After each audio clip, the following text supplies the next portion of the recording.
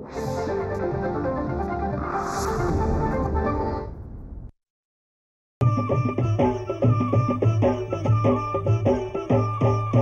काळी आई धनधान्य देई, ही काळी आई धनधान्य देई. जोडते मनाची नाती आमची माती, आमची माणसं,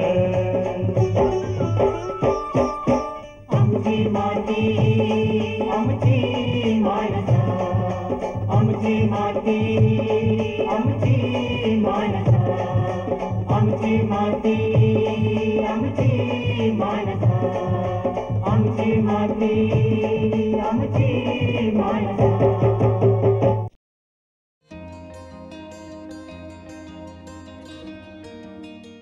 नमस्कार मंडळी, आमची माती आमची माणसे या कार्यक्रमात मी शिवांगी आपलं मनपूर्वक स्वागत करते. मंडळी, साधारण 6000 वर्षांपूर्वी आपल्या पूर्वजांना एक रानटी झाड सापडलं आणि त्या झाडाचे इतके औषधी गुणधर्म होते की त्यांनी पुढे त्या झाडाची चक्क शेतीच करायला सुरुवात केली. आणि हे रानटी झाड कोणतं आहे तुम्हाला माहिती आहे का? तर सध्याच्या आपल्या रोजच्या वापरात असणारं लसूण. लसूणाचा वापर आपल्या भारतीयांच्या व्यंजनात तर असतो, पण त्याचबरोबर त्याच्या औषधी गुणधर्मामुळे संपूर्ण जगभरातून लसूणाच्या पिकाला फार मागणी असते आणि म्हणूनच शेतीच्या दृष्टीने देखील लसूणाचं पीक हे फार महत्त्वाचं आहे. आजच्या कार्यक्रमात आपण अशाच एका विषयावर चर्चा करणार आहोत. आजचा आपला विषय आहे लसूण लागवडीचे तंत्रज्ञान. आणि या विषयावर अधिक चर्चा करण्यासाठी आज आपल्या स्टुडिओमध्ये उपस्थित आहेत डॉक्टर राजीव काळे सर. आपल्या पाहुण्यांची थोडक्यात ओळख करून द्यायची म्हणजे कांदा व लसूण संशोधन संचालनालय, राजगुरुनगर, पुणे येथे ते कृषी विस्तार विभागामध्ये वरिष्ठ शास्त्रज्ञ म्हणून काम पाहतात. चला तर मग आपण त्यांच्याकडूनच या विषयावर अधिक जाणून घेऊया. नमस्कार सर. नमस्कार. कार्यक्रमामध्ये अगदी मनपूर्वक आपलं स्वागत. सर, मला सुरुवातीलाच आपल्याला विचारायला आवडेल की शेतीच्या दृष्टीने किंवा अगदी आपला आहार, औषधाच्या दृष्टीने सुद्धा लसूणाचं पीक किती महत्त्वाचं आहे? खरं तर लसूण म्हटलं की आपल्या आहारातील एक अविभाज्य भाग आहे. कांद्यानंतर लसणाला एक अनन्यसाधारण मसालावर्गीय पीक म्हणून गणलं जातं आणि लसूण हा दररोजच्या आहारात म्हणजे आपल्या प्रत्येक भाजीमध्ये असतो. लोणचं असेल, पापड असेल किंवा बऱ्याचदा आपण प्रिझर्वेटिव्ह म्हणून सुद्धा त्याचा वापर करतो. आहारातील वापराव्यतिरिक्त सुद्धा त्याचे खूप सारे औषधीय गुणधर्म आहे. त्यामुळे आयुर्वेदात सुद्धा किंवा प्राचीन काळापासून लसणाला औषधीय प्रकारामध्ये फार महत्त्वाचं स्थान आहे. मग आपल्या दररोजच्या जीवनातील निमोनिया असेल, ब्रॉन्कायटिस असेल, खोकला असेल, सर्दी असेल, यासाठी सुद्धा लसूण फार महत्त्वाचं आहे. दररोजच्या आहारात जर त्याचा वापर असेल तर या आजारांपासून आपण दूर राहू शकतो. या व्यतिरिक्त सुद्धा कॅन्सरसारख्या आजारावरती हा खूप फायदेशीर आहे. आपण आज पाहतो की बऱ्याचदा हृदयविकाराने बरेचसे पेशंट आजारी असतात. तर हे रक्तातील जे मेदाल्मा आहेत तर ती कमी करतं आणि रक्त ज्या गुठळ्या तयार होतात तर त्या होऊ देत नाही. रक्तातील साखर कमी करायचं सुद्धा यावर उपाय म्हणून लसूण आपला फार फायदेशीर आहे. म्हणून शेती आणि मानवी जीवन या दोन्हीतले आजार जे आहेत ते लसूण कमी करण्याचं एक महत्त्वपूर्ण काम करतं. म्हणजे बाह्य जगात लसूणाच्या पिकाला अत्यंत मागणी आहे. खूप मागणी आहे. आणि परंतु सध्या आपल्या भारताचा जर का आपण विचार करायचा झाला तर लसूण उत्पादनात आपली काय परिस्थिती आहे? जर आपण जागतिक पातळीवरती पाहिलं तर भारताचा जगात दुसरा क्रमांक आहे लसूण उत्पादनामध्ये. जगात प्रथम क्रमांक चीनचा आहे. जवळपास 50% क्षेत्र जे आहे तर ते चीनमध्ये आहे लसणाचं आणि आपल्या भारतामध्ये 22% क्षेत्र आहे. जर आपण चीनचा विचार केला तर 50% क्षेत्रावरती जवळपास 72% उत्पादन जगाच्या एकट्या चीनमध्ये होतं. परंतु भारतात ते फक्त 11% आहे. कारण भारताची उत्पादकता कमी आहे. जरी दुसऱ्या क्रमांकावरती असेल तरी त्याची जे जगाच्या उत्पादनात जे कंट्रीब्युशन आहे ते फार कमी आहे. पण आपण समजा जर नुसताच आकडेवारीचा जर विचार करतोय तर मग भारतामध्ये उत्पादन कमी होण्याची कारणं काय आहेत? भारतामध्ये लसूण उत्पादनामध्ये 2 प्रकार असतात. म्हणजे हवामान आणि जमीन यावरती फार मोठ्या प्रमाणात त्याची उत्पादकता अवलंबून असते. जर आपण चीनचा विचार केला किंवा युरोपियन कंट्रीजचा जर विचार केला तर त्यामध्ये लाँग डे कंडिशन असते. लाँग डे म्हणजे दिवसाचं जे प्रकाशमान आहे ते जास्त असतं, म्हणजे एक 12 ते 14 तास चीनमध्ये त्याचं प्रकाशमान असतं आणि भारतामध्ये ते 10 ते 12 तास दिवसाचं प्रमाण असतं, 10 ते 11 तासापर्यंत. तर या कारणामुळं आपला लसूण 4 महिन्यात तयार होतो, तिकडचा लसूण आहे त्याला एक 6 ते 9 महिने लागतात तयार व्हायला. तर त्याची जी आकार आहे, त्याचं जे वजन आहे, ते पाकळीचं वजन ते फार मोठं असतं आणि त्यामुळे त्याची उत्पादकता जास्त आहे आणि उत्पादनसुद्धा त्यामुळे त्याचं जास्त येतं. परंतु भारतात हे हवामानामुळं किंवा जे दिवसमान आहे, शॉर्ट डे कंडिशन असल्यामुळे भारताची उत्पादकता कमी आहे. जर आपण चीनची उत्पादकता पाहिली तर ते 24 टन प्रति हेक्टरी एवढी आहे आणि भारताची सरासरी उत्पादकता ही 8 टन प्रति हेक्टरी. म्हणजे एवढा मोठा फरक या हवामाना किंवा भौगोलिक परिस्थितीमुळे तयार होतो. मग जर भारताचा जर आपण विचार केला तर भारतातली जी प्रमुख राज्य आहेत लसूण उत्पादनामधली, ते एकटा मध्य प्रदेश आहे, तो 50% क्षेत्र मध्य प्रदेशमध्ये आहे आणि त्याखालोखाल मग गुजरात असेल, राजस्थान असेल, कर्नाटक असेल, उत्तर प्रदेश असेल, ही राज्ये येतात. मग ह्या जर मध्य प्रदेशची उत्पादकता पाहिली आपली तर ते 11 टन प्रति हेक्टरी आहे. पण महाराष्ट्र फार खालच्या स्थानावरती आहे. महाराष्ट्रात तेवढं हवामानपूरक नसून जास्त व्यावसायिक पद्धतीने लसणाची शेती केली जात नाही. तर त्यामुळे महाराष्ट्राची जर उत्पादकता पाहिली एक 5 ते 6 टन प्रति हेक्टरी एवढीच उत्पादकता आहे. सर, महाराष्ट्राचं हवामान तर आपण बदलू शकत नाही आहोत, ते तर तेच राहणार आहे. मग या हवामानाला सुटेबल असं किंवा या हवामानात जास्त उत्पादन देऊ शकतील अशी कोणती लसणाची सुधारित वाणं आहेत ज्यांचा वापर आपले शेतकरी बंधू करू शकतात? नक्कीच लसणाची उत्पादकता जर आपल्याला वाढवायची असेल तर सुधारित वाणांचा अवलंब करणं फार गरजेचं आहे. आणि महाराष्ट्रातील जर शेतकरी पाहिला तर सुधारित वाणांचा अवलंब शेतकऱ्यांनी जास्त केलेला नाही आहे. परंतु सुधारित वाणांचा विचार केला तर कांदा आणि लसूण संशोधन संचालनालय आहे, तर त्या ठिकाणी भीमा पर्पल ही एक जांभळट छटा असणारी लसणाचा वाण तयार केलेला आहे. त्याची उत्पादकताही 10 ते 12 टन प्रति हेक्टरी आहे आणि या जांभळट छटामुळे ग्राहकांमध्ये या वाणाचं आकर्षण आहे. तर त्यामुळे हा वाण ग्राहकांच्या पसंतीला आहे. शेतकऱ्यांनी जर याचा अवलंब केला तर नक्कीच चांगल्या पद्धतीचं उत्पादन त्या ठिकाणी शेतकऱ्यांना मिळू शकतं. यानंतर भीमा ओमकारसुद्धा एक दुसरा वाण आम्ही तयार केलेला आहे. तर तो वाण महाराष्ट्र असेल, मध्य प्रदेश असेल, गुजरात, राजस्थान, दिल्ली, कर्नाटक या राज्यांसाठी विकसित केलेला आहे. तर त्याचे इतर राज्यांमध्ये उत्पादन खूप चांगल्या पद्धतीचं आहे. हा पांढऱ्या रंगाचा वाण आहे. या व्यतिरिक्त कांदा आणि लसूण संशोधन संचालनालयाव्यतिरिक्त महात्मा फुले कृषी विद्यापीठ असेल किंवा NHRDF नाशिक असेल, यांनीसुद्धा सुधारित वाण तयार केलेले आहेत. त्यामध्ये गोदावरी सिलेक्शन आहे, श्वेता सिलेक्शन आहे, G41 आहे, त्याच्यानंतर यमुना सफेद आहे, G282 आहे. यासारखे सुधारित वाण जर शेतकऱ्यांनी अवलंब केला तर नक्कीच जी आपली 5 टन प्रति हेक्टरी उत्पादकता आहे ते आपल्याला कुठेतरी 10 ते 12 टन प्रति हेक्टरी नेता येईल आणि महाराष्ट्रात उत्पादनात महाराष्ट्राचा वाटा हा वाढेल आणि शेतकऱ्यांचे उत्पादन यामुळे वाढू शकेल. नक्कीच. आणि याचबरोबर लसूणाच्या अधिक उत्पन्नासाठी कोणत्या प्रकारची जमीन असावी किंवा कोणतं लागवडीचं तंत्र वापरावं याबद्दल आपण काय सांगाल? जमीन सिलेक्शन करायचं असेल तर जर भुरकट जमीन असेल तर त्यामध्ये चांगलं उत्पादन येत नाही. परंतु पाण्याचा निचरा होणारी मध्यम आणि काळी कसदार जमीन याला लसणाच्या उत्पादनाला चांगले आहे. हवामानाचा जर आपण विचार केला तर हे थंड हवामानामध्ये येणारे पीक आहे, म्हणून हे रब्बी हंगाम याला पूरक आहे. मग याचा जर आपण विचार केला लागवडीचा कालावधी तर हा कालावधी 15 ऑक्टोबर ते 15 नोव्हेंबरच्या दरम्यान असावा. जर अगोदर किंवा खूप लेट जर केलं तर याचं उत्पादनामध्ये तुम्हाला कमतरता येऊ शकते किंवा चांगलं उत्पादन येणार नाही. कारण सुरुवातीच्या काळामध्ये लसणाला रात्रीचं तापमान जे आहे ते 12 ते 15 डिग्री सेल्सिअस इतकं पाहिजे आणि दिवसाचं तापमान आहे ते 25 ते 28 डिग्री सेल्सिअसपर्यंत पाहिजे सुरुवातीच्या काळामध्ये 2 महिन्यानंतर. ज्यावेळेस लसणाची कांडी आहे ती परिपक्व व्हायला लागते तर त्यावेळेस दिवसाचं तापमान जे आहे ते 30 ते 35 अंश सेल्सिअसपर्यंत पाहिजे आणि रात्रीचं तापमान हे 15 ते 20 डिग्री सेल्सिअसपर्यंत पाहिजे. तर अशा पद्धतीचं जर तापमान आणि हवामान मिळालं तर चांगलं उत्पादन आपल्याला लसणाचं मिळू शकतं. त्याचबरोबर उत्तम वाणाची निवड किंवा बियांची निवड करणं आणि रान बांधणी करणं हे देखील तितकंच महत्त्वाचं असतं. तर याबद्दल आपण काय सांगाल? उत्तम बियाणं म्हणजे आपण ज्यावेळेस लसूण सोलतो तर त्यावेळेस त्याच्या पाकळ्या वेगवेगळ्या आकाराच्या असतात.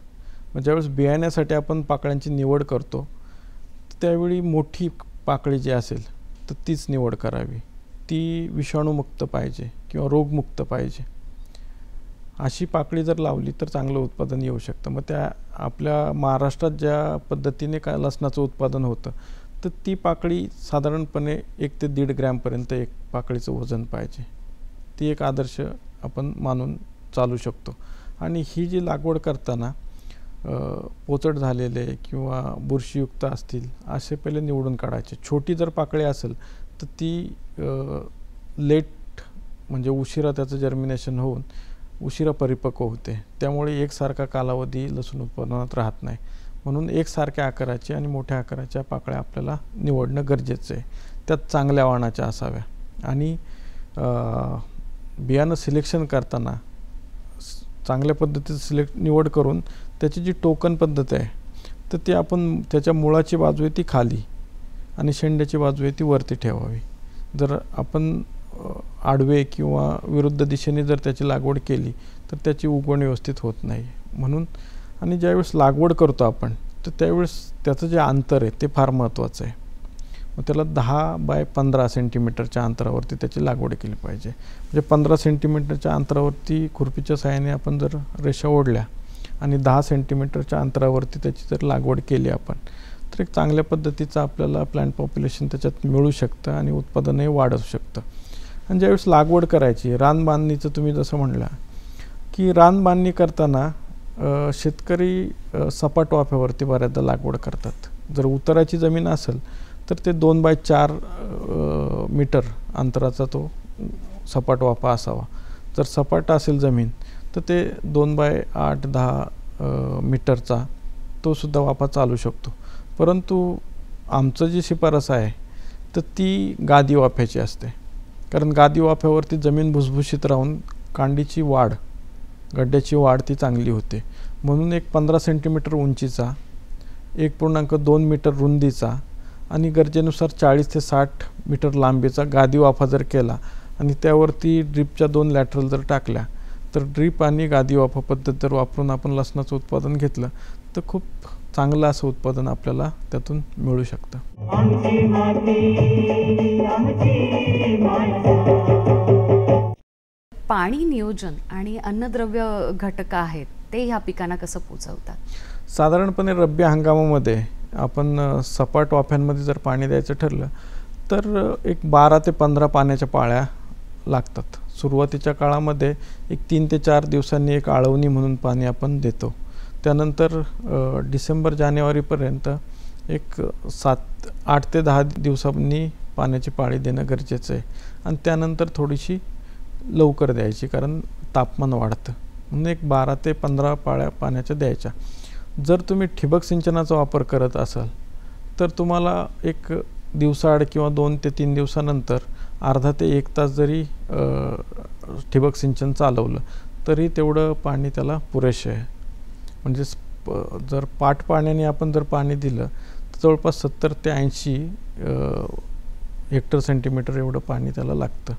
पण ड्रिपचाच जर आपण वापर केला तर एक 45 ते 50 हेक्टर सेंटीमीटरवरती आपलं पाण्याची गरज लसणाची भागून जाते. आणि त्याचबरोबर अन्नद्रव्य घटकांचं नियोजन आपण कशा प्रकारे करू शकतो? अन्नद्रव्य म्हणजे खत.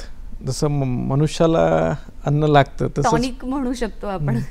म्हणजे पिकांना सुद्धा अन्नाची गरज आहे. मग आपण जी खतं देतो तर ती खतं उत्पादन वाढीसाठी फार महत्त्वाची असतात. तर आता सेंद्रिय खताचा जर विचार केला तर आपण एक कुजलेलं चांगलं शेणखत असेल ते 5 टन प्रति हेक्टर इथपर्यंत देऊ शकतो. आणि दुसरं रासायनिक खत आहे तर ते आपण 100-50-50 या पद्धतीने नायट्रोजन आहे, पोटॅश आहे आणि फॉस्फरस आहे हे 100-50-50 किलो प्रति हेक्टरी या प्रमाणात द्यायचं. या व्यतिरिक्त 40 किलो सल्फरचा डोस आपल्याला देणं गरजेचं आहे. कारण लसणामध्ये आपण पाहतो तिखटपणा असतो. तो तिखटपणा हा सल्फरमुळे असतो. म्हणून सल्फर किंवा गंधक आपल्याला त्या ठिकाणी देणं गरजेचं आहे. परंतु ज्यावेळेस अन्नद्रव्याचं व्यवस्थापन आपण करतो तर त्यावेळी सुरुवातीचे जे 2 महिने आहेत तर त्यामुळे मध्ये व्हेजिटेटिव्ह ग्रोथ म्हणजे पानांची वाढ त्यामध्ये होत असते, तोपर्यंत कंदाची वाढ होत नसते. म्हणून त्या पानाच्या वाढीसाठी नायट्रोजनची गरज असते. नायट्रोजन आपण नत्र, युरिया किंवा मिक्स्ड खतांमार्फत देत असतो. परंतु नत्र खत असं आहे की ते लवकर पाण्यामध्ये विरघळतं, लवकर पिकालाही लागू पडतं आणि लवकर ते पाण्याद्वारे वाहून पण जातं. म्हणून ते एकत्र सुरुवातीला जर दिलं तर ते थोड्या प्रमाणात लागू पडतं आणि बाकीचं वाया जातं. म्हणून मग त्याचे 3 ते 4 टप्प्यामध्ये त्याला विभागून द्यायचं. मग सुरुवातीला 1/3 नत्र देणं गरजेचं आहे आणि मग 15-15 दिवसांनी उरलेलं जे नत्र आहे तर ते विभागून 3 ते 4 भागांमध्ये त्याला देणं गरजेचं आहे. परंतु जे आपण पालाश आणि स्फुरद म्हणतो, पोटॅश आणि फॉस्फरस, तर ते हळूहळू विरघळतं पाण्यामध्ये, हळूहळू पिकाला लागू पडतं आणि त्याचं महत्त्व तुमच्या कंद जो आहे किंवा कांडी किंवा गड्डे म्हणतो आपण, त्याच्या वाढीसाठी आहे. मग त्याच्या वाढीसाठी जर ते मिळायचं असेल तर सुरुवातीला लागवडीच्या वेळेस 1/3 नत्र, 100% तुमचं पालाश, फॉस्फरस आणि गंधक हे लागवडीच्या वेळेसच द्यायचे बेसल डोसमध्ये, कारण ते हळूहळू मिळतं आणि 2 महिन्यानंतर ते लागू पडतं. 50-60 दिवसानंतर ते लागू पडायला योग्य मात्रा आणि योग्य वेळ याची सांगड घालता आली पाहिजे. सर, त्याचबरोबर तण व्यवस्थापन हा फार मोठा जिकिरीचा विषय असतो आपल्या शेतकऱ्यांसाठी. मनुष्यबळ फार लागतं, फार पैसाही जातो त्यासाठी. तर याचं नियोजन कसं करावं? तण व्यवस्थापन करताना आपण मजुरांची समस्या फार मोठ्या प्रमाणात शेतकऱ्यांना भासते. मग आपण आता रासायनिक किंवा जे औषधं, तणनाशकं मिळायला लागलेली आहेत तर त्याचा वापरसुद्धा लसणासाठी करू शकतो. मग लागवडीच्या वेळी किंवा लागवडीपूर्वी आपण ऑक्सिफ्लोरोफिन 1.5 ते 2 मिली किंवा पेंडिमिथिलिन 3.5 ते 4 मिली प्रति लिटर या प्रमाणात लसणाला वापरू शकतो. हे लागवडीच्या वेळी किंवा लागवडीच्या अगोदर वापरायचं. हे उगवणीपूर्वीचं तणनाशक आहे. आणि त्याच्यानंतर 40 ते 60 दिवसानंतर गरजेनुसार तुम्ही एक खुरपणी करणं गरजेचं आहे. निंदणी किंवा खुरपणी जमीन भुसभुशीत होण्यासाठी आणि राहिलेले तण काढण्यासाठी फार महत्त्वाची आहे. त्यामुळे पिकाला एक हवा खेळती राहते जमिनीमध्ये. तर अशा पद्धतीने तणांचं नियोजन केलं तर चांगल्या पद्धतीने तण नियंत्रण होतं. सर, त्याचबरोबर रोग आणि किडींपासून आपण लसणाच्या पिकाचं संरक्षण कशा प्रकारे करू शकतो? हां, रोग आणि किडींमध्ये जर आपण पाहिलं तर प्रामुख्याने जे रोग आहेत ते करपाजन्य किंवा जमिनीतून तयार होणारे रोग आहे बुरशीमुळे. मग त्यामुळं ते एक जांभळा करपा आणि तपकिरी करपा हे 2 फार महत्त्वाचे रोग त्याच्यामध्ये येतात. तपकिरी करपा जर आपण पाहिलं तर त्याच्यामध्ये तपकिरी किंवा लाल रंगाचे असे पिवळसर त्याचे डाग, त्याच्यावरती रेषा आणि डाग दिसून येतात आणि त्यामुळे पानं पूर्ण वाळून जातात त्याची आणि त्याच्या उत्पादनावरती फार मोठ्या प्रमाणात फरक पडतो. जांभळ्या करपामध्ये पांढरट पहिले डाग पडतात आणि ते परत नंतर जांभळे होऊन काळे पडतात आणि पूर्ण पाळण त्या पद्धतीने होतं आणि उत्पादनात फार मोठी घट होते. तर हे जो स्टेमफिलियम ब्लाइट किंवा तपकिरी करपा आपण म्हणतो तो एक नोव्हेंबर-डिसेंबरच्या दरम्यान येतो आणि जांभळा करपा जो आहे तो 1 जानेवारी-फेब्रुवारीच्या दरम्यान आपल्याला पाहायला मिळतो. तर याचं जर नियोजन करायचं असेल तर जे बुरशीनाशक आहेत त्यामध्ये हेक्झॅकोनाझॉल आहे, प्रॉपिकोनॅझॉल आहे किंवा तुम्ही मँकोझेप आहे ते 2.5 ग्रॅम प्रति लिटर, हेक्झॅकोनाझॉल 1 मिली प्रति लिटर, प्रॉपिकोनॅझॉल 1 मिली प्रति लिटर या पद्धतीने तुम्ही वापरू शकता. विषाणूजन्यसुद्धा रोग यामध्ये येतात. त्यामुळे येलो डॉर्फ व्हायरस एक असतो.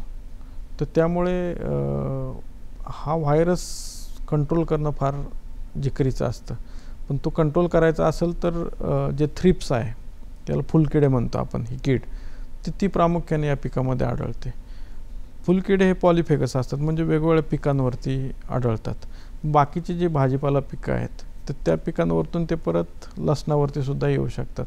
म्हणून थ्रिप्सचं जर कंट्रोल करायचं असेल तर एक बायोलॉजिकल कंट्रोल म्हणून जो आपला लसणाचा प्लॉट आहे, शेत आहे, त्याच्या साईडनी मक्याच्या 2 ओळी आणि त्याच्या आतमध्ये जर एक गव्हाची ओळ जर लावली तर त्यामुळे त्या बाहेरून येणाऱ्या फुलकिड्यांना अटकाव होतो आणि एक 50 ते 60% फुलकिडे त्याच्यामुळे आपण कमी करू शकतो त्याच्यामध्ये. ही फुलकिडे काय करतात, मग त्याच्यावरती रात्रीचा चावा घेतात पानांवरती, त्याच्यामुळे ओरखडे ओढले जातात आणि इजा होते पानांना आणि त्यातून हे व्हायरस असेल किंवा बुरशीजन्य रोग आहे ते फार मोठ्या प्रमाणात पसरतात.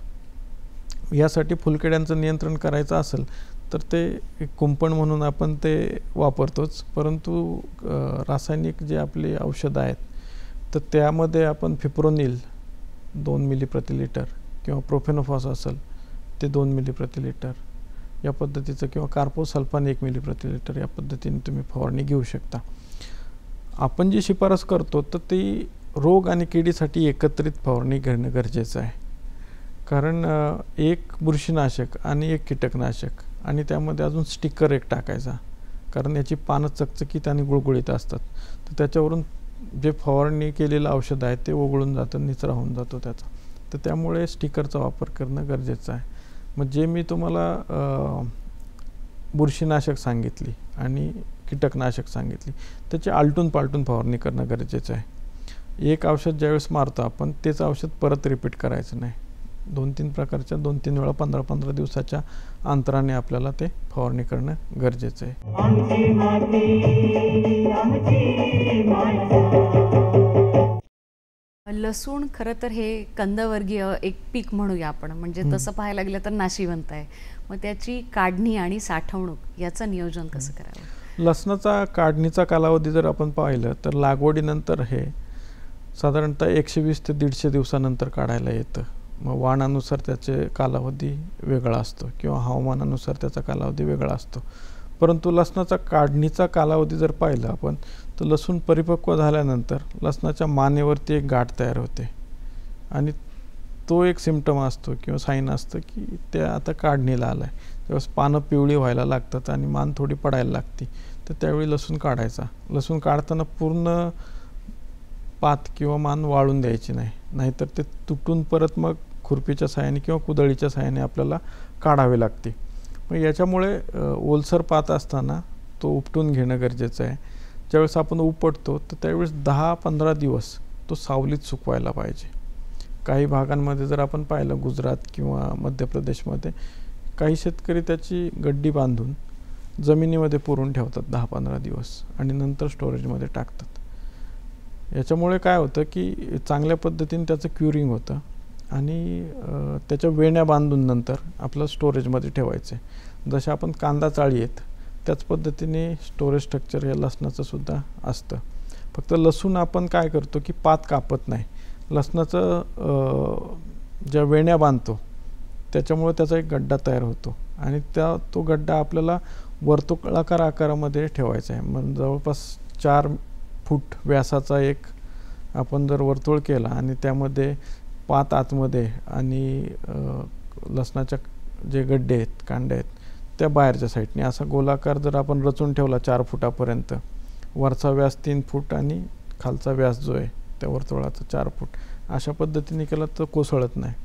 आणि अशा पद्धतीने आपण अंतराने मधून आपल्याला चालता येईल अशा पद्धतीने एवढं अंतर ठेवलं, हवा खेळती राहील अशा पद्धतीने आपण त्याला जर रचून ठेवलं व्यवस्थित. दुसरी पद्धत पण आहे की बांबूला वरती आपण बांबू अडकवायचा आणि त्याच्यावरती आपण त्या वेण्या टाकून स्टोरेज करायचा, पण ते जास्त मोठ्या प्रमाणात आपण स्टोरेज करू शकत नाही. हे जे आपण ढीग लावून त्याचं रचून ठेवतो स्टोरेज स्ट्रक्चरमध्ये किंवा कांदा चाळीमध्ये, त्या पद्धतीने त्याची साठवणूक केली तरी खूप चांगल्या पद्धतीने कांदा साठून राहतो. सर, कांदा लसूण संशोधन संचालनालय पुणे येथे सध्या लसूण उत्पादनाच्या अधिक वाढीकरता काय नवीन संशोधन सुरू आहे? लसणासाठी जे सांगितलं मी की 2 सुधारित वाण आपण तयार केलेले आहे आणि नवीन अजून सुधारित वाण आपण त्या ठिकाणी तयार करतो. परंतु हे करतानाच लसणापासून शेतकऱ्यांचं उत्पादन वाढलं पाहिजे, उत्पन्न वाढलं पाहिजे. मग त्यासाठी फक्त उत्पादनापुरतंच लिमिट नाही आहे. आमच्याकडे एक ॲग्री बिझनेस इन्क्युबेशन सेंटरसुद्धा आहे. तर त्यामध्ये आम्ही लसणावरती प्रक्रिया आपल्याला काय करता येईल यासाठी सुद्धा प्रयत्न करतो. आज जर तुम्ही पाहिलं ग्राहकांमध्ये किंवा एक कॅटरिंग व्यवसाय आहे, हॉटेलिंग व्यवसाय आहे, तर त्यामध्ये सोललेल्या लसणाची फार मोठी डिमांड आहे. मग आपण मशिनरीचा यूज करून कसा सोलता येईल आणि तो व्यवसाय कशा पद्धतीने युवकांनी घेऊन तो पुढे नेता येईल आणि त्याच्यातून उत्पन्न कसं वाढवता येईल या दृष्टीने सुद्धा काम करतो.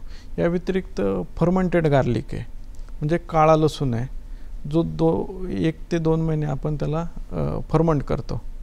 किण्व प्रक्रिया ज्याच्यावर करतो तो एकदम चॉकलेटसारखा लागतो. पूर्ण लसूण आपण फर्मेंट करतो, तो सोलून नंतर चॉकलेटसारखं खाऊ शकतो. तर आमच्याकडे एक इन्क्युबेटी आहे, तर त्यांनी तो प्रयोग केला आणि चांगल्या पद्धतीने त्यांनी ते पेटंट पण फाईल केलेलं आहे आणि आता मार्केटमध्ये तो उपलब्धसुद्धा आहे.